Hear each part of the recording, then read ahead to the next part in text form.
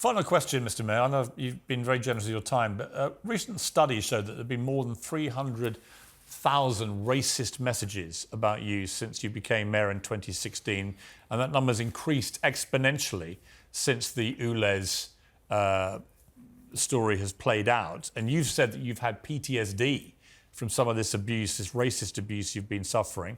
We had the founder of Pimlico Plumbers, Charlie Mullins, banned from Twitter, now called X, after writing racist and threatening comments about you, referencing the fact you're a Muslim mayor and saying that you should be killed.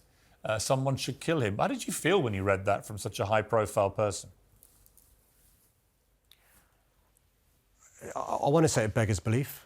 Nothing surprises me anymore. It's more the impact of my daughters. You know, you're on the receiving end of some of this stuff as well, and you know, as a dad, you worry about your kids, right? Or no matter how old they are.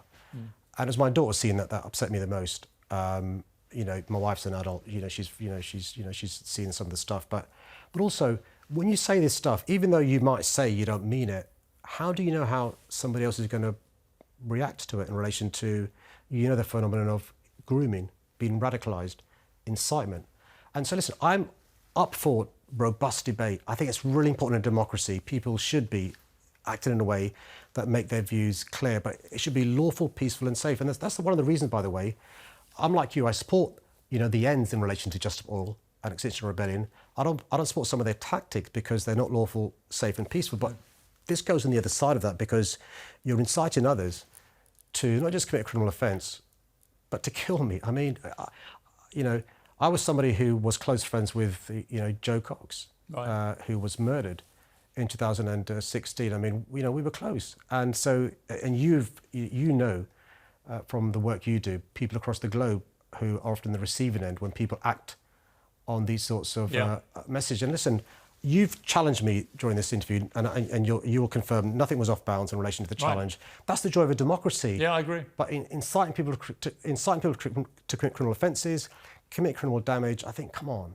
I mean, say if somebody did behave in a way that, brings to life what people like that are saying, and I'm at the receiving end, or say you're creating an environment where my ethnicity and my religion is a relevant issue. And I just think, we live in a multicultural, multiracial society. The great thing about our country and our city is there is no ceiling upon which you can't go through. Forget the glass ceiling being smashed. It was decimated ages ago.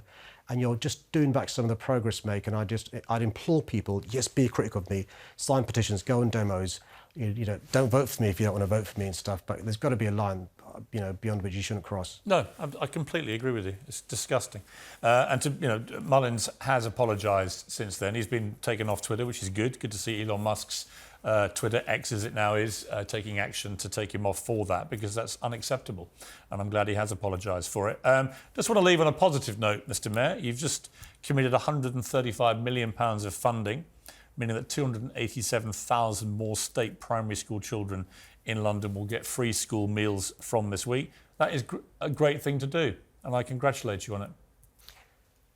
Thanks, Piers. Can I just say, I was somebody who had the benefit of free school meals. That's great. We've got a picture, I think, of you and your brothers, actually, which you put out.